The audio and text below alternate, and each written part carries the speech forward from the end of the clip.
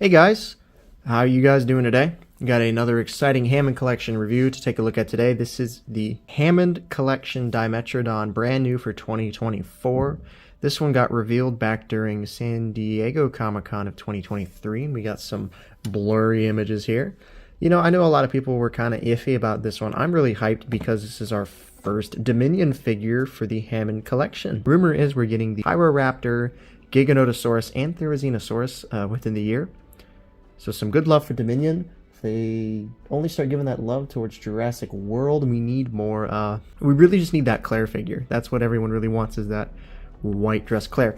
Anyway, Dimetrodon. This is the Dominion Dimetrodon here. Taking a closer look at the box, you've got the Dimetrodon on the front of the box. They did change the packaging for 2024.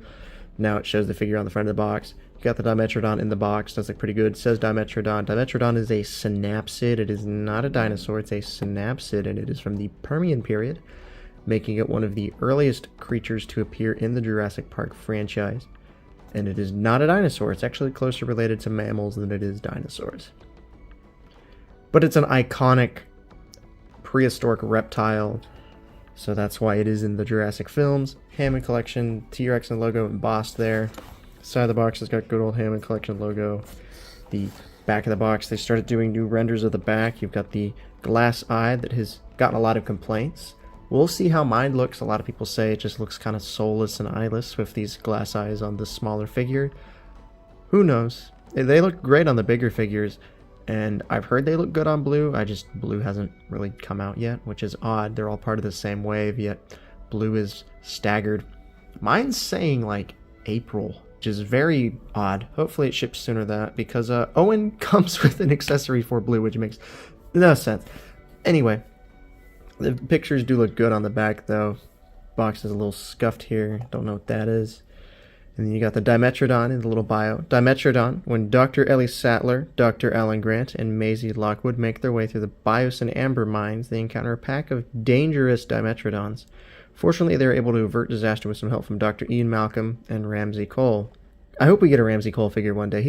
He deserved a figure as far as the Dominion ones. Like, he definitely deserved a figure from that toy line. Anyway, then you've got the nice little vignette here on the box. Hammond Collection Dimetrodon, and that beautiful...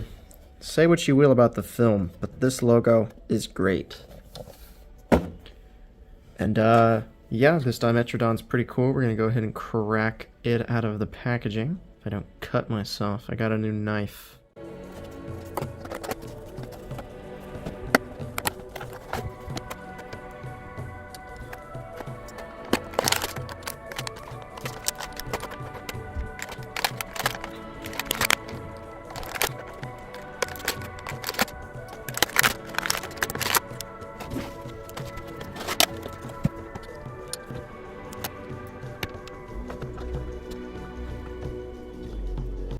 So here's our Dimetrodon out of the box, and it's not the greatest Hammond Collection figure in the world, but it's not the worst.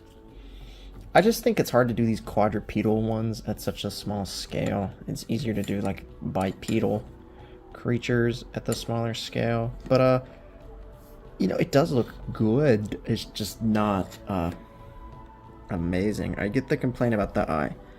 It's probably not going to pick up on the camera. It just looks a little soulless,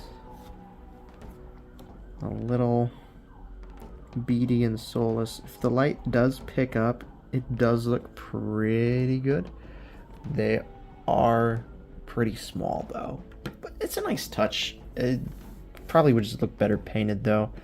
It is cool that Mattel is trying to, you know, make the figures feel a bit more premium with those glass eyes. That is a nice addition. In execution, just this one's pupils are too small. If it was bigger, maybe, but because they look great on some of the other figures, like the Brachiosaurus and the Carnotaurus and some of the T-Rexes. Here though, the effect just isn't achieved. But no, this one's not bad looking. The paint does look pretty nice going from the head to the toe. From the sculpting here, you've got some nice ridges on the nose here. Maybe the glass eye will pick up better in the close-up shots. You know, the teeth do look a little sloppy, which is unfortunate because this is a more premium figure, but for the $15, this is pretty good, especially compared to some of the other Dimetrodons. I don't have any in hand to compare to, but maybe I'll throw up a picture or two of some of the older ones. This one's got the Dominion paint scheme that's been seen on one other Dimetrodon that came with Dr. Alan Grant. You know, got a lot of nice bumps and stuff all through the body, and the sail is nicely painted, and that paint continues all the way down to the tail, and it finally, tip of the tail does not have it. The underbelly is cream, but the tail does not continue it. It does fade out pretty naturally though, and all of our toes are painted, which is a nice touch. Not every Hammond Collection figure has had that luxury. I'm looking at most of them. This one definitely got a pretty good budget put towards it. It's a Hammond Collection figure, so you're going to have a nice wide range of articulation. The jaw does open. Trying to get it, see how far it does open. Yeah, it'll go full 90 degree. Now it looks like it's broken its jaw. But it does not seem to close all the way. It's always going to have its mouth a little agape. The head will move up and down, which is pretty nice. It does disconnect the sail, but honestly, how are they supposed to make that fluid without making a membrane here? All the Dimetrodons have had this issue, and it does rotate as well.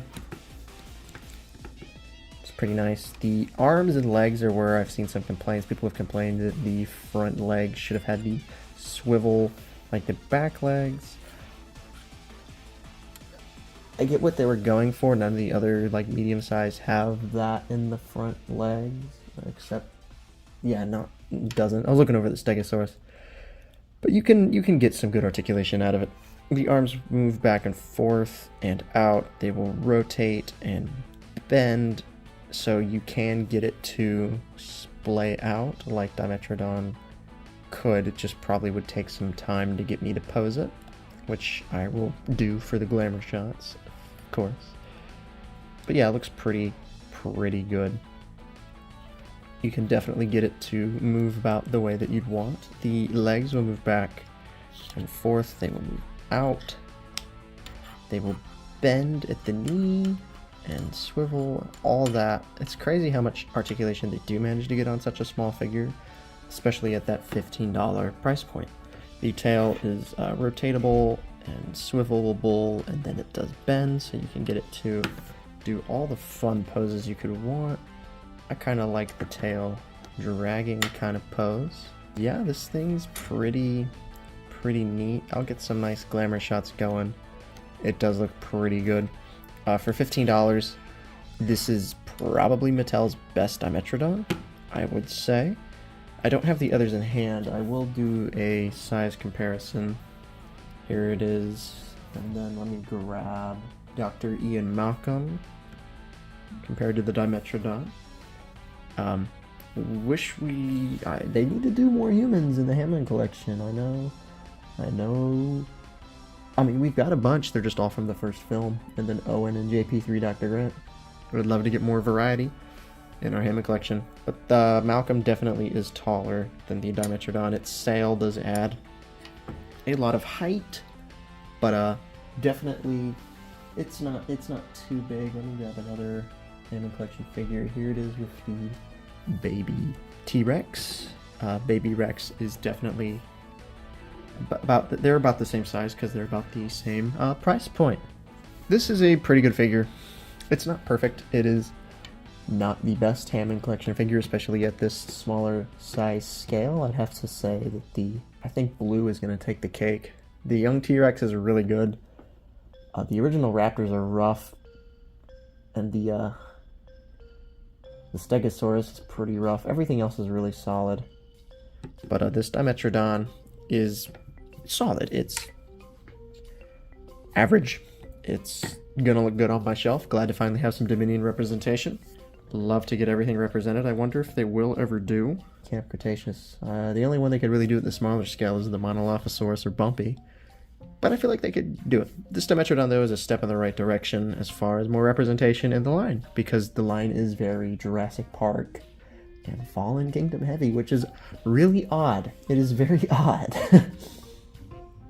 There's a lot of JP3 stuff too, but that's cool because we don't ever get JP3 stuff. Like, anyway, thanks for watching. Hope you have enjoyed. This one, I'll give it a 7.5 out of 10, above average. And thank you for watching. See you guys in the next video. Take it easy.